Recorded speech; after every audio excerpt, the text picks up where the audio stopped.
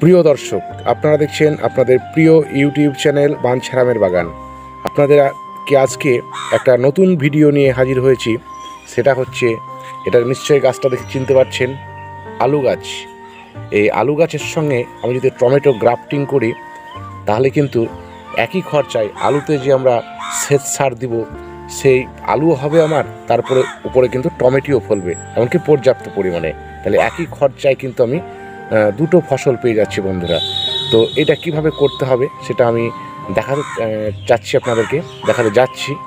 তো দেখবেন চাষিরা আগামী দিন এই প্রযুক্তি ব্যবহার করবে, কেননা এখন দিন দিন আমাদের মানুষ বেড়ে যাচ্ছে, জমি কিন্তু আমাদের একই থাকছে। তা আমাদের এই উন্নত প্রযুক্তি ব্যবহার না করলে আগামী প্রজন্মকে কিন্তু আমরা টিকিয়ে রাখতে পারবো না, বিশেষ করে খাদ্যাভাব দেখা দিবে।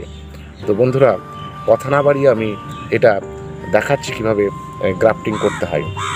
তো শুরুতে একটু বলে নিতে চাচ্ছি বন্ধুরা, আপনি যদি বাঞ্ছারামের বাগানের নতুন দর্শক হয়ে থাকেন, চ্যানেলটি অবশ্যই সাবস্ক্রাইব করে আমাদের সঙ্গে থেকে যেতে পারেন।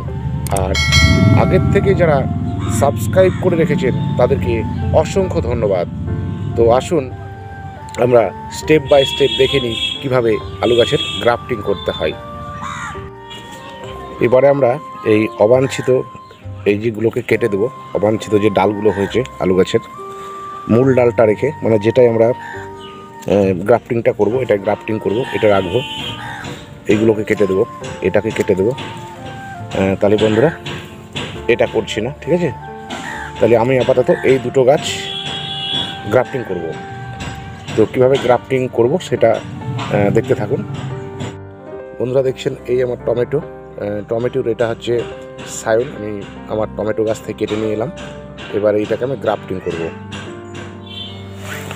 তো বন্ধুরা, আমি এইখান থেকে গ্রাফটিংটা করব, আমি এইখান থেকে কেটে দিচ্ছি।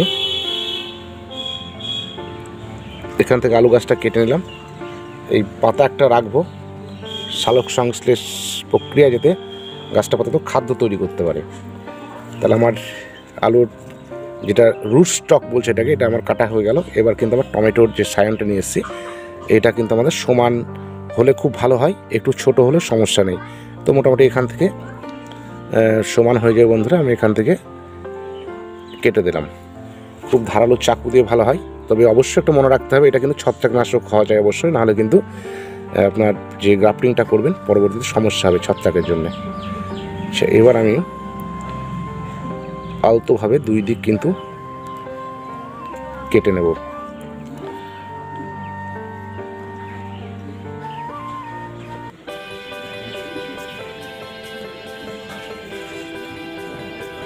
খুব নরম, খুব সাবধানে কাটতে হবে। একদিকে একটু কম বেশি হলেও সমস্যা নেই বন্ধুরা, তবে এটা আমার হয়নি, আমাকে আর একটু কিন্তু কেটে নিতে হবে।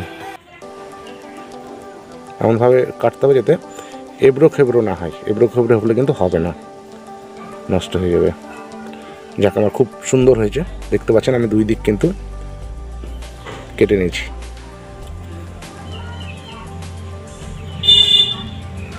আচ্ছা, এটা হাফ ইঞ্চি মতো করেছি, এটা হাফ ইঞ্চি বা 1 ইঞ্চি। এটা যেহেতু খুব নরম গাছ, 1 ইঞ্চি করলে সমস্যা হবে না, আপনি হাফ ইঞ্চি করেছি,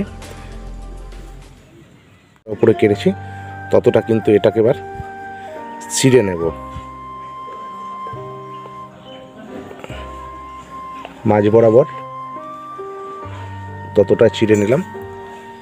দেখতে পাচ্ছেন চিরা হয়ে গেছে। এবার কিন্তু আমি করার ব্যাপার, একদম সমানভাবে দুই দিক, না মিললেও হবে, যে কোনো একটা দিক সমান হতে হবে। আচ্ছা, হয়ে গেছে আমার। এবার গ্রাফটিং টেপ দিয়ে আলতো হাতে, যাতে গাছটা, এমনি তো খুব নরম গাছ জানেন, টমেটো গাছ মানে প্রচণ্ড নরম, হালকা হাতে যাতে আমার টাইট থাকবে, অথচ গাছেরও কোনো ক্ষতি হবে না।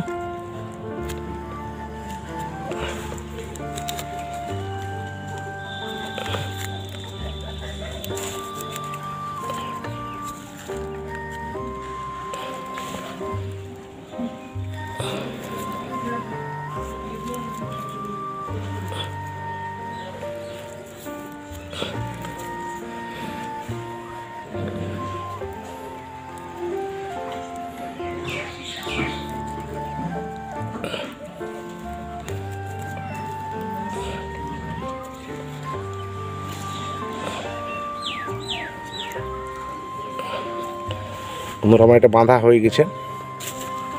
এইবার আমি এটাকে করবো কি, এই যে প্লাস্টিক ক্যারি দিয়ে আমি কিন্তু অন্তপক্ষে 2 দিন মতো মুড়িয়ে রাখবো এইভাবে। তাহলে এত নরম টমেটো, আপনাদেরকে তো সেটা বলতে হবে না, আপনারই হয়ে যাবে, শুকিয়ে যাবে। আমার কাছে আপাতত সুতো টুতো নেই বাঁধার, আমি একটু গ্রাফটিং টেপ দিয়ে হালকা করে, আর এতে কিন্তু একটা লক্ষ্য রাখতে হবে বেশি বাতাস যাতে না থাকে। আমি একটু করে নিলাম, ভেতরে বাতাস যাতে বেশি না থাকে তার জন্য আমি করে নিয়েছি। আচ্ছা, এবার এটাকে বেঁধে দিলাম। আর এই যে আমার যে পাতা একটা কিন্তু আলু রেখেছি, আপাতত এখন যে 2-3 দিন মতো এটা রাখবো। এই পাতায় কিন্তু সালোক সংশ্লেষ করবে, মানে সালোক সংশ্লেষ, এই পাতায় কিন্তু সালোক সংশ্লেষ প্রক্রিয়ায় খাদ্য তৈরি করে আমার এই সায়নটাকে দেবে, টমেটোর যে সায়নটা আমি সেট করেছি, তাহলে আমার পরবর্তীতে টমেটো গাছটা হয়ে যাবে। তাহলে কি হচ্ছে, আমার উপরে টমেটো ফলবে আর নিচে কিন্তু আমার আলু হবে। তো বন্ধুরা, এটা আমি আপনাদেরকে দ্বিতীয় স্টেজে আমি দেখাবো পরবর্তীতে, এর পরিচর্যা আমরা কী করে করব। জাস্টটা শুধু গ্রাফটিংটা দেখালাম, তো আপনারা গ্রাফটিং নিশ্চয়ই শিখে গেলেন। তো আমার অন্যান্য ভিডিও আছে গ্রাফটিংয়ে, দেখতে পারেন। আর বন্ধুরা, যদি এই ভিডিওটা আপনাদের ভালো লেগে থাকে অবশ্যই লাইক করবেন, কমেন্ট করে জানাবেন। সেই সঙ্গে সঙ্গে আজকের মতো বিদায় নিচ্ছি, দেখা হবে পরবর্তী অন্য কোনো ভিডিওতে। ততক্ষণ সবাই ভালো থাকবেন, সুস্থ থাকবেন, ধন্যবাদ।